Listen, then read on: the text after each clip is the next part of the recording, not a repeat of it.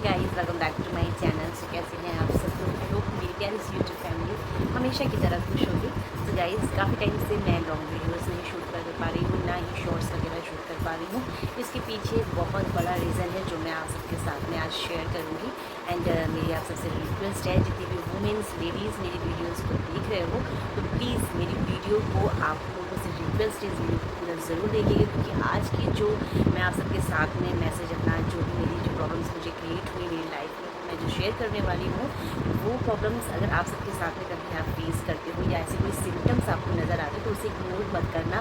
Please अपने doctor से consult ज़रूर करना, क्योंकि मैंने थोड़ा डिले कर दिया, जिसकी वजह से मुझे प्रॉब्लम्स काफ़ी ज़्यादा मेरी बढ़ गई, जिसका नतीजा ये है कि मैं काफ़ी ज़्यादा वीक हो गई थी, काफ़ी ज़्यादा लो फील करने लग गई थी। एंड मैंने बहुत स्ट्रगल करा इन 2 महीनों में, जिसकी वजह से मेरी वीडियोज़ नहीं शूट कर पा रही थी, क्योंकि बिल्कुल भी एनर्जी नहीं थी मुझे वीडियो बनाने की, ना ही मेरा अंदर से दिल करता था कि मैं वीडियो को शूट करूँ। वीडियो जब शूट नहीं होगी तो अपलोड कहाँ से हो पाएगी। और फिर मुझे रियलाइज़ हुआ कि आज मैं जब अपना पूरा चेकअप करा लूँगी, तो चेकअप कराने के बाद जितनी भी प्रॉब्लम्स मैंने की है इन सब के साथ में, मतलब जो मुझे प्रॉब्लम्स आई हैं और जिस तरीके से मैंने फेस करा और जिस तरीके से मैंने रिकवर करा, वो सारी जर्नी आज मैं आप सबके साथ में शेयर करने वाली हूँ। तो मेरी आप सबसे रिक्वेस्ट है, जितनी भी वुमेंस लेडीज़ आज की वीडियो को देख रहे हैं तो वीडियो को पूरा ज़रूर देखिएगा, इसके बिल्कुल भी मत करिएगा, क्योंकि अगर सिम्टम्स आपको भी नज़र आए तो प्लीज़ अपने डॉक्टर से कंसल्ट करिएगा। तो चलिए मैं बताती हूँ आपको कि मुझे हेल्थ इश्यूज़ जो स्टार्ट हुए मेरे कब से हुए थे। ये जो हेल्थ इशू है मेरे, ये मुझे 15 जुलाई से स्टार्ट हो गए, यानी कि 15 जुलाई से मुझे थोड़े थोड़े सिम्टम्स आना स्टार्ट हो गए थे। देखिए, पहले मैं आप सबके साथ में सिम्टम्स शेयर करूँगी कि मुझे जो प्रॉब्लम हुई है वो सिम्टम्स उसके क्या थे, और जो मेन इशू है जो मेरी हेल्थ का, वो मैं आपको लास्ट में बताऊँगी। एंड लास्ट में आपको बताऊँगी कि आपकी मेडिसिन तो लेनी है, डॉक्टर से चेकअप तो करवाना है, बट उसके अलावा आप नेचुरल तरीके से किस तरह से इस प्रॉब्लम्स को फेस कर सकते हैं और अपनी इस प्रॉब्लम्स को क्योर कर सकते हैं। तो वीडियो को पूरा ज़रूर देखिएगा, बस इसलिए मैं बार बार आप सबसे ये बात बोल रही हूँ। तो 15 जुलाई से मुझे मतलब प्रॉब्लम क्या हुई थी, पहले मुझे ना खाने में टेस्ट नहीं आ रहा था। मैं कुछ भी खाती थी तो मेरा मतलब खाना जो भी होता था ना, मतलब मुझे फ्लेवर नहीं आता था बिल्कुल भी। मीठी चीज़ें तो चाय वगैरह अगर मैंने पी तो चाय तो मुझे ठीक लग रही थी, बट लेकिन जो तीखा या स्पाइसी या फिर नमक जो भी खाना घर में बनता है ना, दाल या सब्ज़ी वगैरह, उसका फ्लेवर नहीं आता था, मतलब अजीब सा टेस्ट लगने लग जाता था। फिर कभी कभी ऐसा होता था कि जो रोटी या पराठा जो भी खाते हैं ना, वो मुझे जैसे ही मेरे मुँह में जाता था, थोड़ा सा अंदर जाने के बाद वो ना बिल्कुल से गलने लग जाता था। एंड गलने भी लगता था। फिर प्लस मतलब कभी कभी अंदर यहाँ जो ये जो मतलब इसको क्या कहते हैं, मतलब हलक कह देते हैं, तो मैं तो यही बोलती हूँ, आपको जो पता होगा आप तो समझ सकते हो। तो यहाँ तक जाने के बाद ना मुझे कड़वा कड़वा सा थोड़ा सा लगता था। अब ये प्रॉब्लम जब मुझे हुई तो मैं डॉक्टर के पास गई, मतलब लोकल डॉक्टर के पास गई, अपने कोई पर्सनल जो डॉक्टर है मतलब उनसे, उनके पास गई थी। लोकल जो डॉक्टर्स होते हैं उनके फील्ड में, तो मैंने उनको जब ये प्रॉब्लम बताई तो उन्होंने मतलब चेक करा, मतलब मुँह खोल के और लाइट और जो का वो वगैरह वो उन्होंने जला कर देखा, चेक करा, तो उसको करने से उन्होंने देखा कि मतलब इन्फेक्शन है। पहले तो उन्होंने ये बोला कि इन्फेक्शन है आपको और ये दवाई से आप ले लो, दवाइयों से ठीक हो जाएगा। चलो भाई, मैं दवाइयाँ ले आई। जब मैं दवाई लेकर के आई तो दवाई खाने से, मेडिसिन लेने से मेरी जो प्रॉब्लम थी वो काफ़ी हद तक ठीक होने लगी। मुझे खाने में टेस्ट आने लग गया और ना ही खाना गलता था ना कुछ होता था। और हाँ, मेन एक प्रॉब्लम ये होने लगी थी कि मतलब कभी कभी मुझे ऐसा फील होता था कि मेरा जो मतलब क्या कहते हैं, जो अंदर जाता है ना, जो हलक होता है ना, वो कभी मुझे लगता था कि मेरा ऊपर हो रहा है, कभी मुझे लगता था नीचे हो रहा है। तो मतलब बहुत ज़्यादा मतलब मेरे मुंह के अंदर मुझे काफ़ी ज़्यादा प्रॉब्लम्स मुझे आने लग गई थी। तो फिर मैंने काफ़ी टाइम तक, 1 हफ्ते मतलब मैंने मेडिसिन दवाइयाँ वगैरह ली, और काफ़ी दवाइयाँ लेने के बाद जब तक दवाइयाँ लेती थी तब तक तो मेरी प्रॉब्लम जो थी वो ठीक रहती थी। मेरा मतलब खाने का जो टेस्ट आने लग गया था और खाना गलता भी नहीं था। एंड तो मतलब वो ठीक हो गया था। जब दवाइयाँ बंद हुई, अगेन मुझे प्रॉब्लम शुरू हो गई, मुझे खाने का फ्लेवर बिल्कुल भी नहीं आता था। फिर मैं डॉक्टर के पास गई, फिर दवाइयाँ ली, फिर एक मतलब 2 हफ्ते मैंने अपने मुँह से रिलेटेड जो प्रॉब्लम चल रही थी, खाने के टेस्ट वगैरह नहीं आता था, वो मेडिसिन मैंने 2 हफ्ते तक कंटिन्यू करी। फिर उसके बाद मुझे यहाँ से लोकल डॉक्टर से आराम नहीं आया, तो मैंने सोचा चलो अपने किसी अच्छे डॉक्टर को दिखाते हैं हॉस्पिटल में। और ENT वाले जो डॉक्टर होते हैं ना, ईयर नोज़ थ्रोट वाले, उनके स्पेशलिस्ट के पास गई। जब मैं वहाँ गई तो मैंने उन्हें ऐसे बताया कि सर मुझे ऐसी प्रॉब्लम हो रही है, 2 हफ्ते हो गए, 2 हफ्ते से मैं जब तक दवाई लेती हूँ तब तक तो मेरा खाने का टेस्ट वगैरह अच्छा लगता है, लेकिन फिर उसके बाद मेडिसिन जब बंद हो जाती है तो खाने में फ्लेवर वगैरह नहीं आता है। चलिए, उन्होंने फिर देखा, फिर उन्होंने चेकअप करा तो उन्होंने बताया कि मुझे कफ़ बहुत ज़्यादा हो रखा है, तो इसकी वजह से ये प्रॉब्लम आ रही है, खाने में टेस्ट नहीं आता है, और ये खाना जो भी आपको मतलब जो प्रॉब्लम हो रही है खाने की, वो आपको कफ़ की वजह से हो रही है। तो फिर चलिए फिर मैंने उनकी दवाइयाँ ली, फिर उन्होंने दवाइयाँ चलाई, फिर उनकी दवाई लेने के बाद से मुझे कफ़ काफ़ी ज़्यादा आने लग गया, मतलब निकलने लग गया। तो फिर मैं जब उनके पास गई तो उन्होंने बोला कि कफ़ है आपको, कफ़ की वजह से ये प्रॉब्लम हो रही है, और जैसे जैसे अगर कफ़ निकलेगा तो इसका मतलब आपकी जो प्रॉब्लम है वो ठीक होने लग जाएगी। 2 हफ्ते तक मैंने उनकी दवाइयाँ ली इस चीज़ की कि कफ़ आ रहा है, कफ़ के लिए। और फिर उसके बाद मुझे 23 जुलाई से ब्लीडिंग स्टार्ट होगी, मतलब मुझे मेंसेस होने लगे, पीरियड्स वगैरह जो वुमेन्स में सबकी कॉमन प्रॉब्लम है वो स्टार्ट हो गया 23 तारीख से हुआ। तो जब वो होने लगे तो फिर मतलब हर महीने जिस तरीके से होता था वैसे ही हो रहा था। तो मेरा एक दिन आया और एक दिन मुझे पीरियड्स नहीं आए, और थर्ड डे से फिर से मुझे ब्लीडिंग स्टार्ट हो गई। मोस्टली मैं अपनी ब्लीडिंग अगर मेंसेस की बात करूँ तो मुझे 3 दिन, मैक्सिमम 3 दिन तक अच्छे से मुझे पीरियड्स होते हैं। उसके बाद से मैं चौथे 5वें दिन तक आते आते क्लियर हो जाता है। तो इस तरीके से था, लेकिन इस बार मेरा क्या हुआ था, इस बार मुझे 7 दिन लगातार मुझे पीरियड्स हुए। तो मुझे लगा कि चलो हो सकता है मेरी डेट ऊपर नीचे हो गई, जिसकी वजह से इस बार डेट बढ़ गई। लेकिन जब 10 दिन ऊपर हो गए ना, तब मैं एक गायनोलॉजिस्ट के पास गई। मैंने उन्हें बताया कि मैम मेरे जो पीरियड्स जो हैं वो इस बार 10 दिन ऊपर हो गए हैं, और मेरा कभी ऐसा हुआ नहीं है। मोस्टली 3 दिन तक मुझे प्रॉब्लम हो जाती है, उसके बाद मैं ठीक हो जाती हूँ, बट इस बार मुझे 10 दिन तक लगातार हुई है। तो उन्होंने मैंने और दूसरी चीज़ उन्होंने बताया कि मुझे थायराइड भी है। तो उन्होंने मेरा थायराइड चेक करने के लिए बोल दिया, टेस्ट के लिए बोल दिया। मैं थायराइड टेस्ट कराया मैंने, तो जब थायराइड टेस्ट करवाया तो मेरा थायराइड जो है वो काफ़ी ज़्यादा बढ़ा हुआ आया। अब जब थायराइड बढ़ा हुआ आया तो फिर ये सोचा गया कि हो सकता है थायराइड की वजह से, डॉक्टर ने मेरी रिपोर्ट देखी, उन्होंने बोला कि आपका थायराइड बढ़ा हुआ है, जिसकी वजह से ये प्रॉब्लम हो रही है, और इसकी वजह से हो जाता है ऐसा, कभी ऊपर नीचे हो जाता है। तो आप टेंशन मत लो, आपका जब थायराइड ठीक होगा तो जो ब्लीडिंग है ये भी आना बंद हो जाएगी, और कम हो जाएगी, बंद हो जाएगी। इस तरीके से उन्होंने बोला बताया मुझे, तो मैं भी निश्चिंत हो गई। हो सकता है कि मुझे ये शायद हो सकता है, मतलब थायराइड बढ़ने की वजह से मुझे पीरियड्स इस बार ज़्यादा आ रहा है। फिर ये होता रहा कि मतलब 10 दिन के ऊपर और दिन चढ़ गए, तो फिर मुझे लगा कि कभी हो रहा था, कभी नहीं हो रहा था, कभी कभी पूरा पूरा दिन मुझे ब्लीडिंग नहीं होती थी, रात में होती थी। तो इस तरीके से चल रहा था। मैंने भी माइंड में अपने बिठा लिया हो सकता है मुझे थायराइड की वजह से हो रहा था। बट सोचने की बात ये थी कि मैं एक तरफ ये सोच रही थी कि इससे पहले भी मेरा थायराइड काफ़ी हद तक लेवल तक बढ़ा है। तो इस बार मेरा जो थायराइड था वो 9.6 या पता नहीं, मुझे ये याद नहीं है पूरा एग्जैक्ट याद है, बट हाँ 9 था, 9 पॉइंट कुछ करके था। तो इससे ज़्यादा मेरा थायराइड कभी कभी बढ़ा है, 10 पॉइंट हुआ है, 11 हुआ है, 12 हुआ है, जो मेरा TSH चेक होता है वो, इसकी बात मैं करूँ। लेकिन मुझे कभी ये प्रॉब्लम नहीं हुई जैसे ये पहली बार हुआ था। तो मैंने कहा चलो हो सकता है, मतलब एक एज के अकॉर्डिंग ऐसा होता है, तो हो सकता है इस वजह से ये सब चीज़ें हो रही हैं। मैं फिर उसके बाद रक्षाबंधन आ गया तो मुझे मेरे घर जाना था। और आप सबको पता है, जैसे कि आपने मेरे लाइव वीडियोस वगैरह देखी है, कि मेरा जो घर है वो लखनऊ में है। मेरे मम्मी पापा लखनऊ में रहते हैं, तो रिजर्वेशन वगैरह हमारा हो चुका था। अब जब रिजर्वेशन हो चुका तो उसे कैंसिल कैसे कर सकते हैं, और फिर घर जाने की जो एक्साइटमेंट होती है, जो खुशी होती है, उससे कैसे हम इग्नोर कर दें। तो मैंने सोचा चलो घर, फिर मैं 15 दिन के लिए ही अपने घर गई थी। और फिर मतलब 17 तारीख की मेरी रिजर्वेशन थी। 17 तारीख तक ये था कि ब्लीडिंग मुझे कम कभी हो रही थी, कभी नहीं हो रही थी, कभी हल्की होती, इस तरीके से चल रहा था। 17 तारीख को मैंने मतलब एमरजेंसी के लिए एक पैड ले लिया कि अगर मुझे प्रॉब्लम होती, ब्लीडिंग होती है तो मैं ठीक रहूँगी और मुझे टेंशन नहीं होगी इस चीज़ की। तो मैंने एक पैड ले लिया, बट उसके अलावा और मेरे पास नहीं था। और हुआ ये था कि ट्रेन में, मतलब कह सकते हो आप लोग कि वो मतलब बहुत ज़्यादा मुझे प्रॉब्लम हुई। फर्स्ट टाइम मैं मतलब इतना ज़्यादा दिक्कत हुई मुझे, मतलब बहुत ज़्यादा ब्लीडिंग हुई, इतनी हुई कि मतलब अब मैं आप सबसे क्या बोलूँ, मतलब मेरे कपड़े तक ख़राब होने की नौबत आ चुकी थी, ऐसा था। लेकिन जैसे जैसे करके मैंने रात गुजार ली, और सुबह मॉर्निंग में मैं स्टेशन पहुँच गई, अपने घर पहुँच गई थी। और फिर घर जाते ही साथ ही मैंने मतलब चेंज वगैरह सब कुछ करा। लेकिन 17 तारीख से मेरी कुछ ज़्यादा ही ब्लीडिंग स्टार्ट हो गई थी। इतनी ज़्यादा हो गई थी कि एक दिन में मुझे मतलब 4-5 बार अपनी चेंजिंग करनी पड़ रही थी, और कपड़े भी चेंज करने पड़े थे। इतनी हद से ज़्यादा मुझे प्रॉब्लम हो गई थी। और फिर डिलीवरी करते करते मेरे क्लॉट्स भी आना स्टार्ट हो गए थे। ब्लीडिंग के वक्त दौरान मुझे क्लॉट्स वगैरह भी आना शुरू हो गए थे। तो ये सारे गाइज़ अभी मैं आप सबको सिम्टम्स बता रही हूँ, तो प्लीज़ इस वीडियो को पूरा ज़रूर देखिएगा, क्योंकि ये जो प्रॉब्लम है ये 80% वुमेंस को होती है। एंड 30 से लेकर 50 की एज तक आते आते इस प्रॉब्लम्स को हम वुमेंस को सामना करना पड़ता है काफ़ी ज़्यादा। ऐसा नहीं कि हर वुमेंस को होता है, किसी किसी में होता है। जैसे मैंने बताया 80% वुमेंस को इस प्रॉब्लम को फेस करना पड़ता है। तो चलिए फिर मैं अपने मतलब जैसे तैसे करके मैंने 15 दिन अपने घर में काटे। और इस बार मैं इतना ज़्यादा मैं परेशान हो गई थी इस प्रॉब्लम से कि मैं इस बार किसी भी रिलेटिव्स के घर भी नहीं गई, कि मतलब घर जाऊंगी कहीं मेरी ज़्यादा प्रॉब्लम हो गई तो मैं वहाँ पर किस तरीके से मैनेज करूँगी। घर में तो रहते हैं जिस तरह से करके मैनेज हो जाता है, लेकिन कहीं जाते हैं अगर तो आधा से ज़्यादा टेंशन हमारी उसमें ही लगी रहती है कि ऐसा क्या हो गया, क्योंकि ये मैंने जो प्रॉब्लम थी वो फर्स्ट टाइम मैंने फेस कर रही हूँ।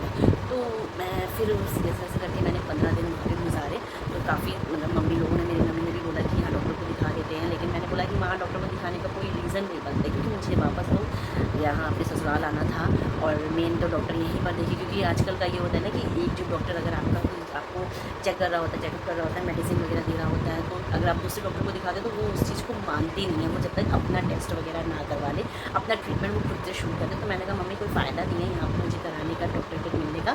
चलो 15 दिन की बात है, जैसे जैसे करके दिन कट जाएंगे और फिर मैं जब वहाँ जाऊँगी तो मैं अपने डॉक्टर से ज़रूर कंसल्ट करूँगी। तो इस तरीके से मेरे 17 तारीख से लेके गाइस 2 सितंबर को मैं हाँ अपने ससुराल आई हूँ। मतलब 1 तारीख की रात की रिजर्वेशन थी हमारी, लेकिन तब तक मेरा बहुत ज़्यादा मेरी कंडीशन जो थी वो काफ़ी ज़्यादा ख़राब हो चुकी थी। बहुत ज़्यादा मुझे ब्लीडिंग भी हो रही थी। और मज़े की बात ये है कि मुझे मतलब पेन कहीं नहीं था, पेन मुझे कहीं पे भी नहीं हो रहा था। मतलब स्टमक में बिल्कुल भी किसी भी तरीके का कोई पेन नहीं था। हाँ, कभी कभी मेरी कमर में मुझे लगता था दर्द हल्का हल्का सा, और पैरों में होता था, बट मुझे इस तरीके से कोई प्रॉब्लम नहीं थी। तो फिर जब मैं घर से चलने वाली थी, अब 1 तारीख को जब मुझे बैठना था, तो 1 तारीख से पहले 2 दिन की बात मैं आपको बताती हूँ।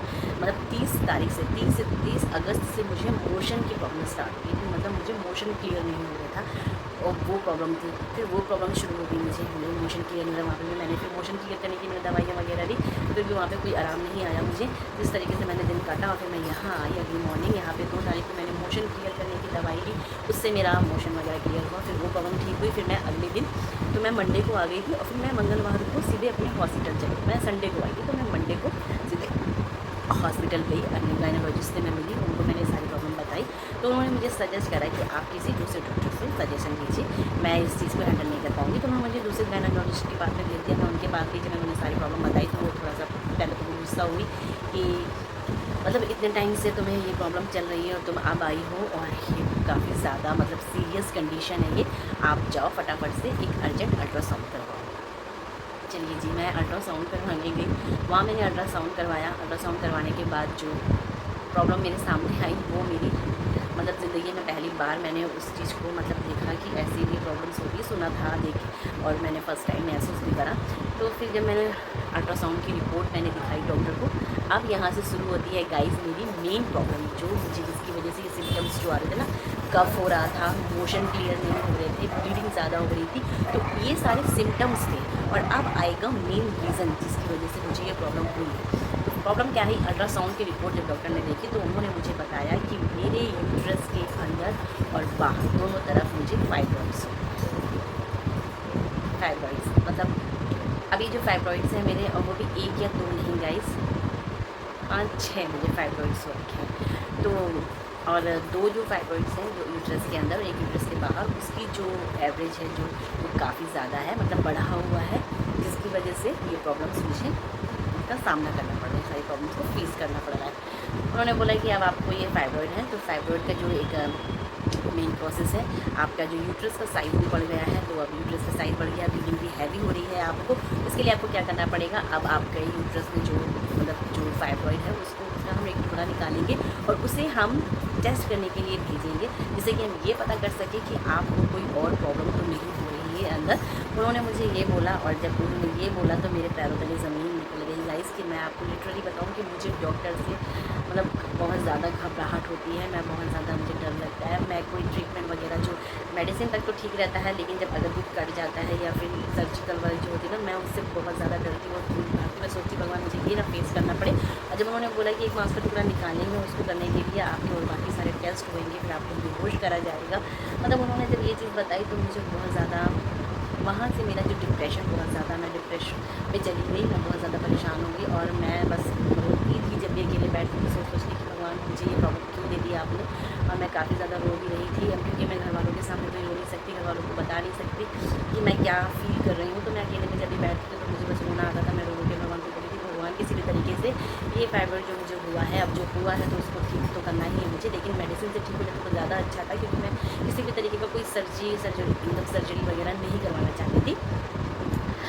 अब ये बात हुई, तो उन्होंने मुझे जो कहा कि अगर ये जो हम करेंगे मांस का टुकड़ा निकाल के जो टेस्ट के लिए हम भेजेंगे, तो इसके लिए हमें कुछ और भी टेस्ट आपके करवाने पड़ेंगे। आपके होल बॉडी का चेकअप होगा, जिससे हम मतलब पता कर सकेंगे कि आप मेंटली प्रिपेयर हैं, आप फिट हो इस टेस्ट के लिए, तब हम ये टेस्ट करेंगे। तो इसके लिए आपको कुछ और टेस्ट है वो करवाने पड़ेंगे, जिसमें ईटिंग टाइमिंग, प्रोटीन टाइमिंग, और जो हमारा मेरा ब्लड ग्रुप है वो उसकी जानकारी थी, ब्लड शुगर था, थायराइड्स था, एंड CTR था, मतलब काफ़ी सारे ब्लड टेस्ट के।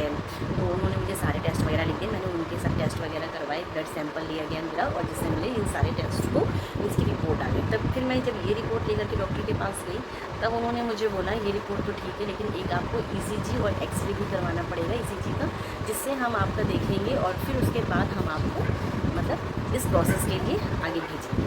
जब उन्होंने ECG करने के लिए बोला, और फिर उनका मेन पॉइंट यही था कि हम आपके मांस के टुकड़े को निकाल के इसको टेस्ट के लिए ही भेजेंगे। बस मैं फिर आ गई, मैं वहाँ से निकली सीधे, और मैं फिर अपने जो मेरा एक जो हमारी डॉक्टर थी जिनके पास मैं शुरू से ही जाती थी, वो गायनोलॉजिस्ट है, बेस्ट गायनोलॉजिस्ट है यहाँ की, काफ़ी पुरानी है और काफ़ी अच्छी भी हैं वो। तो मैं सीधे अपनी रिपोर्ट्स को लेके उनके पास चली गई। मैं उनके पास गई, मैंने उनसे पूछा कि मैम इस तरीके से मेरी रिपोर्ट है और इसके लिए मुझे क्या करना होगा, आप मुझे सजेस्ट करिए। अच्छा कोई अच्छा सा मेडिकल मुझे मेरा चेकअप करिए और अच्छे तरीके से कुछ अच्छा सा ट्रीटमेंट मुझे बताइए, जैसे ये प्रॉब्लम मेरी सॉल्व हो जाए और ये सर्जरी वगैरह मैं नहीं करवाना चाहती, प्लीज़ मुझे बताइए। तो उन्होंने मुझे देखा, तो फिर एक मेरा उन्होंने उसी वक्त मेरा एक टेस्ट वगैरह करा, और टेस्ट वगैरह करने के बाद फिर उन्होंने मुझे बोला कि आपको फाइब्रॉइड तो है, बट इतने बड़े नहीं है कि इस तरह ये जो उन्होंने बोला है सफाई करवाना, या फिर जो उन्होंने बोला है निकाल के सैंपल के लिए भेजना, ये नहीं कर सकती, ये नहीं होगा, मतलब ऐसा ही करना ज़रूरी नहीं है। मेडिसिन से भी फाइब्रॉइड को ठीक किया जा सकता है, आपका फाइब्रॉइड उससे ठीक हो जाएगा, लेकिन ये है कि आपका जो ट्रीटमेंट है वो लंबा चलेगा, आपको मेडिसिन मेरे बताए अनुसार खानी पड़ेगी। तो मैंने कहा ठीक है मैम, ये तो बड़ा अच्छा ऑप्शन है, मैं यही कर सकती हूँ, मैं सर्जरी वगैरह नहीं करवाना चाहती थी। तो उन्होंने मुझे मेडिसिन वगैरह लिखी और उन्होंने मुझे 20 दिन की दवाइयाँ दी हैं। 20 दिन की दवाई लेने के बाद उन्होंने बोला था कि आप जब ये मेडिसिन लेना स्टार्ट करोगे तो आपके जो पीरियड्स है वो बंद हो जाएंगे, और 20 दिन के बाद आपको पीरियड्स आएगा, तो उसके दूसरे से या तीसरे दिन में आपको मुझे आगे मिलना होगा और फिर मैं आगे का प्रोसेस आपको बताऊँगी। मैं उनकी दवाई लेकर के आई, मैंने खाया, और उससे मुझे सच में मेरी ब्लीडिंग जो है वो बंद हो गई, और मैं अभी थोड़ा सा अच्छा फील कर रही हूँ कि मतलब इस तरीके से मुझे ये सारी प्रॉब्लम्स को फेस करना पड़ा, और अच्छी बात है कि मेडिसिन से मेरा फाइब्रॉइड ठीक हो जाएगा। तो देखिए, मेडिसिन से तो मेरा फाइब्रॉइड ठीक होगा ही होगा, लेकिन इसके साथ मुझे एक चीज़ मैं और कर रही हूँ। वो क्या है, जब मुझे पता चला था कि मेरी फाइब्रॉइड्स हैं, तो मैं काफ़ी ज़्यादा डिप्रेशन में चली गई थी, मैं बहुत ज़्यादा परेशान हो गई थी, मेरा मन किसी चीज़ में नहीं लग रहा था। तो मैंने काफ़ी ज़्यादा वीडियोज़ वगैरह देखना स्टार्ट करा, और मैंने सोचा कि किसी नेचुरल तरीके से भी हम इसे ठीक कर सकते हैं। मेडिसिन तो चाहिए ही चाहिए, लेकिन उसके साथ साथ मुझे मेरी बॉडी को एक नेचुरल तरीका चाहिए जिससे मैं इसे ठीक कर सकूँ। तो मैंने वीडियोज़ वगैरह जब मैंने देखना स्टार्ट करा, तो काफ़ी सारी वीडियोज़ में मैंने देखा कि योगा से, एक्सरसाइज से भी हम इस फाइब्रॉइड्स को ठीक कर सकते हैं। जब मैंने ये चीज़ देखी, मैंने 5 योगा की एक्सरसाइज, 5 स्टेप्स जिससे हम अपने फाइब्रॉइड को नेचुरल तरीके से ठीक कर सकते हैं, तो वो मैंने करना अभी स्टार्ट कर दिया है। एंड मैं मॉर्निंग में एंड शाम को, इवनिंग के टाइम पे मैं आधा घंटा कपालभाति और अनुलोम विलोम को करती हूँ, और 2 एक्सरसाइज और है, मतलब एक बटरफ्लाई वाली है, आप सबको पता होगा, वो कर लेती हूँ, अनुलोम विलोम कर लेती हूँ, एंड चक्की चालक जो आसन होता है एक वो कर लेती हूँ, और मल आसन है वो कर लेती हूँ। तो ये 5 आसन है जिसे मैं करती हूँ, और कोशिश कर रही हूँ कि भगवान से प्रार्थना भी कर रही हूँ कि मेरा जो फाइब्रॉइड है वो जल्द से जल्द ठीक हो जाए। एंड मेन रीज़न मेरा यही था आज की वीडियो बनाने का, आप तक पहुंचाने का, कि अगर आप में से किसी भी वुमेंस को ये सिम्टम्स नज़र आते हैं, ये प्रॉब्लम्स होती है, तो आपको देर नहीं करनी है, इग्नोर नहीं करना है, अपने डॉक्टर से कंसल्ट करना है। क्योंकि देखिए, एक जो वुमेन होती है ना, वो घर की नींव होती है, आप तो समझ सकते हो। हम लोगों ने अपनी मम्मी लोगों को देखा है कि उन्होंने किस तरीके से अपने पूरे परिवार को संभाला है, परिवार देखा है, घर के बच्चों को देखा है, मम्मी पापा को देखा है, अपने पेरेंट्स को देखना और हस्बैंड को देखना, घर की जिम्मेदारियाँ उठाना, ये सारी जो चीज़ें हैं हम वुमेन्स ही करते हैं। और अगर हम फिट नहीं रहेंगे तो हम अपनी जिम्मेदारी को कैसे निभाएंगे। तो इसलिए पहले अपने आप को फिट रखिए, दूसरों का ख्याल रखिए, अच्छी बात है, लेकिन अपना भी ख्याल रखना है, अपने आप को भी हमें फिट रखना है। तो अगर ये प्रॉब्लम्स आपको होती हैं, या किसी भी तरीके की कोई भी प्रॉब्लम्स होती है, तो सीधे अपने डॉक्टर से कंसल्ट करिए, उसे इग्नोर मत करिए। क्योंकि हम वुमेन्स यही करते हैं कि हल्का सा बुखार हुआ, जुकाम हुआ, सर्दी हुई, या फिर पीरियड्स हुए, या पीरियड्स मिस हो गए, तो हमने मेडिसिन वगैरह ले ली और घरेलू उपचार करके अपने आप को ठीक करके अपने काम धंधे पर लग जाते हैं। तो ये नहीं करिएगा। अगर प्रॉब्लम बढ़ती है, प्लीज़ डॉक्टर से सजेस्ट जरूर करिएगा। सो यही था मेरा रीज़न आज की वीडियो बनाने का। तो आई होप आप सबको वीडियो अच्छी लगी होगी और वीडियो हेल्पफुल भी लगी होगी। सो गाइस, प्लीज़ इस वीडियो के ज़्यादा से ज़्यादा आप लोग अपनी फैमिली में, अपने फ्रेंड सर्कल में शेयर ज़रूर करिएगा, ताकि आगे भी लोगों की हेल्प हो सके। एंड जिस तरीके से आप सबने मुझे सपोर्ट करा है, प्यार दिया है, इस तरीके का सपोर्ट और प्यार बनाकर रखिएगा। आज की वीडियो कैसी लगी कमेंट करके ज़रूर बताइएगा। और अगर आप सबके पास में और भी फाइब्रोइड्स को ठीक करने के कोई आप सबके पास में आप अच्छे नेचुरल तरीके हैं तो वो मुझे कमेंट करके ज़रूर बताइएगा।